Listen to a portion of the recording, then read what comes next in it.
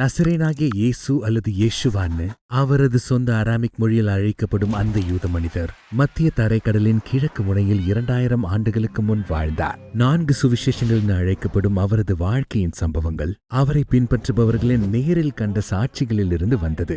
தேசங்களுக்கு ஆசீர்வாதத்தை கொண்டு வர தேவன் ஆபிரகாமை தேர்ந்தெடுத்தார்னு சொல்லும் தன் சொந்த இஸ்ரவேல் ஜனங்களின் வேதங்களை படித்து வளர்ந்தவர் இயேசு.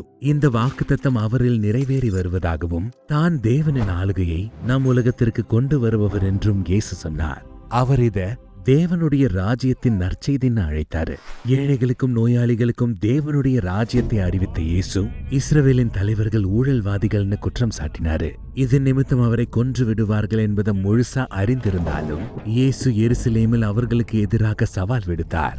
ஆனா தன் மக்களின் பாவங்களுக்காக மரிப்பதன் மூலம் ராஜாவாக சிங்காசனத்தில் அமருவதுதான் அவரது திட்டம். அப்புறம் இயேசுவின் சீஷர்கள் அவரை அடக்கம் செஞ்ச இடத்திற்கு போனாங்க.